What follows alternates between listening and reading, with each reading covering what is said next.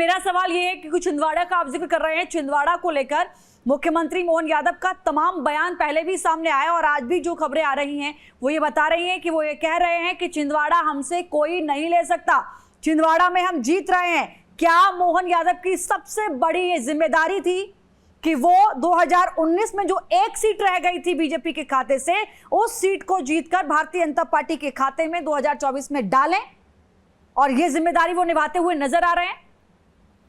देखिए बिल्कुल निश्चित तौर पे जब मुख्यमंत्री मोहन यादव ने मध्य प्रदेश की कमान संभाली, उसके बाद से ही मिशन 29 का जिक्र हो रहा था। तमाम बड़े जो चेहरे जब मध्य प्रदेश की तरफ रुख करते थे तो मिशन 29 की बात करते थे।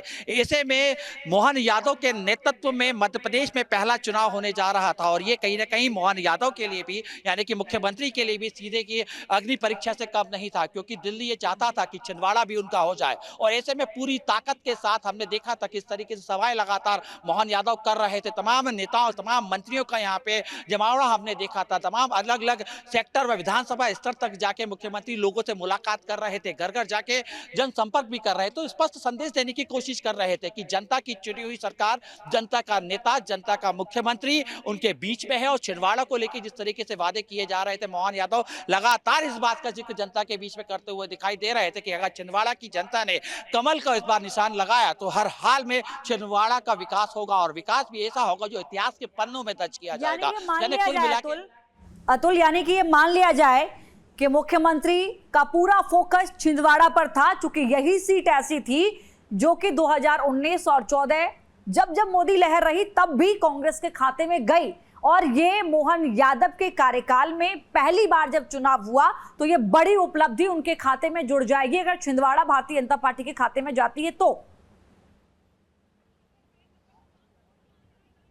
बिल्कुल निश्चित तौर पे देखिए, अगर हम छिंदवाड़ा का इतिहास समझने की कोशिश करें तो एक उपचुनाव अगर छोड़ दिया जाए कमलनाथ का, तो अभी तक कांग्रेस यहां से जीतती आई है और कांग्रेस का ये गढ़ माना जाता है। हर तस्वीर में हमने देखा है, खासतौर पे देखिए 2019 में जब हमने देखा कि पूरे देश के अंदर मोदी लहर काम कर रही थी, मध्य प्रदेश में बड़े बड़े चेहरा जो कांग्रेस के थे वो अपना गढ़ हार चुके थे। खासतौर पर उस दौरान जब ज्योतिरादित्य सिंधिया कांग्रेस में हुआ करते थे और उन्होंने अपना चुनाव कांग्रेस की तरफ से लड़ा था, तो वो भी अपना किला नहीं बचा पाए थे। तो उस दौरान छिंदवाड़ा ही एक ऐसी थी जो अपना किला बचा पाई थी, यानी कि स्पष्ट संदेश दिया गया था कि छिंदवाड़ा की जनता कमलनाथ के साथ है, कमलनाथ के वादे के साथ है। लेकिन धीमे धीमे तस्वीर बदली, समय बदला, समय के साथ सियासी मिजाज भी बदले और चेहरे भी बदले। देखिए कमलनाथ ने अपने लड़के नकुलनाथ को चुनाव लड़ाया, हालांकि 2019 में भी नकुलनाथ ही उनका चेहरा थे, लेकिन धीमे धीमे जिस तरीके से आपने देखा कि विवेक बंटी साहू लोगों के बीच में अपनी पकड़ बनाते चले गए। 2 चुनाव रहे, पिछली बार भी आपने देखा विधानसभा चुनाव में छिंदवाड़ा से कमलनाथ के सामने जो कांग्रेस बीजेपी ने अपना प्रत्याशी दिया तो विवेक साहू बंटी थे।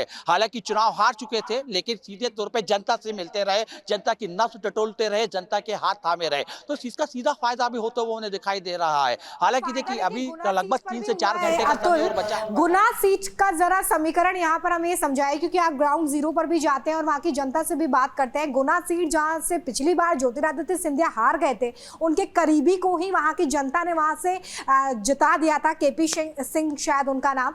और इस बार एक बड़ा वोट अंतर, 2 लाख वोटों से वो आगे सीट पर चल रहे हैं। क्या बदला पिछले 5 साल में, क्योंकि इस बार उनकी पत्नी, उनके बेटे आर्यमन भी इस चुनावी सीट पर प्रचार करते हुए नजर आए थे, और खुद ज्योतिरादित्य सिंधिया भी इस बार जो है जनता के बीच में पहुंचे थे। जबकि अगर हम कांग्रेस के कैंपेन की बात करें तो ज्योतिरादित्य सिंधिया अपनी सीट को छोड़ के बाकी सीटों पर प्रचार करते थे, बावजूद इसकी जनता वहां से प्यार देती थी।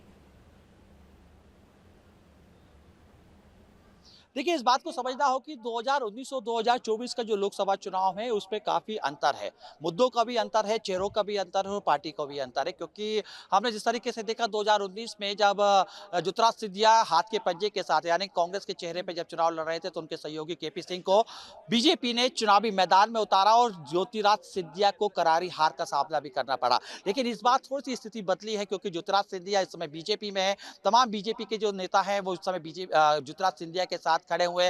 हालांकि कांग्रेस ने ही वो कार्ड खेलने की कोशिश करी, यादवेंद्र यादव को इस समय वहां पे उतारा। यादवेंद्र यादव का पूरा पारिवारिक जो मामला है वो सियासत से जुड़ा हुआ है। तमाम जो उनके परिवार के लोग हैं काफी दमखल के साथ सियासत की चुनावी मैदान में अपनी पकड़ मजबूत रखते हैं। लेकिन क्योंकि देखिए इस बार दो फैक्टर काम कर रहा है, एक तो मोदी लहर, ऊपर से मंदिर लहर। ये दो लहर है जो काम करती हुई दिखाई दे रही हैं। इसके साथ में ज्योतिरादित्य सिंधिया का जिस तरीके से महाराजा से भाई साहब का जो सफल तय हुआ, यानी कि जिस तरीके से ज्योतिरादित्य सिंधिया कांग्रेस में थे तो महाराजा के नाम से संबोधित होते थे, लेकिन बीजेपी में आते तुरंत उनको भाई साहब बना दिया गया और जनता के बीच में इस बात का मैसेज दिया गया कि अब महल की राजनीति नहीं होगी। क्योंकि बीजेपी से ज्योतिरादित्य सिंधिया जुड़ चुके हैं तो उन्हें जमीन पे आना ही होगा, जनता का हाथ थामना ही होगा, बीजेपी की जो रीति नीति नियम है उसके तहत काम करना ही होगा। तो इन तमाम इन चीजों को लेकर सीधे तौर पर ज्योतिरादित्य सिंधिया काम करते हुए दिखाई भी दिए। गुना में हमने जिस तरीके से ज्योतिरादित्य सिंधिया को प्रचार करते हुए देखा तो मोहल्ले बिल्कुल, और उसका असर भी अतुल हम देख पा रहे हैं इन आंकड़ों में। फिलहाल बहुत शुक्रिया आपका, आपने विस्तार से जानकारी दी है। नजर बना के रखिए, आगे भी कुछ अपडेट होगा तो आपसे अवश्य लेंगे।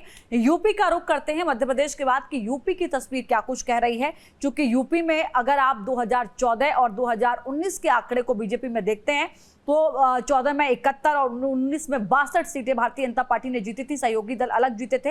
रुझानों में बीजेपी से आगे यहाँ पर इंडिया अलायंस निकलता हुआ नजर आ रहा है।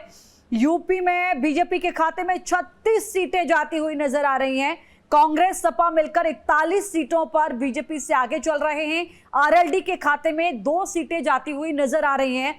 यानी मिर्जापुर से अनुप्रिया पटेल के लिए मुसीबत बढ़ी हुई नजर आ रही है। अनुप्रिया पटेल जो कि पिछली बार भी चुनाव जीती थी, ओपी राजभर की पार्टी को भी बड़ा झटका लग सकता है। चूंकि राजभर के बेटे अरविंद राजभर जो है घोसी से चुनावी मैदान में है, अगर उनकी भी सीट यहां पर फंसी हुई है तो निश्चित तौर पर यह बड़ा झटका ओम प्रकाश राजभर के लिए होगा। चुनाव से ठीक पहले ही वो बीजेपी में शामिल हुए और उनके बेटे को घोसी से चुनावी मैदान में भारतीय जनता पार्टी की ओर से उतारा गया। और देखिए मुजफ्फरनगर की सीट जो कि पश्चिमी यूपी में आती है, वहाँ से संजीव बालियान जो है वो पीछे चल रहे हैं।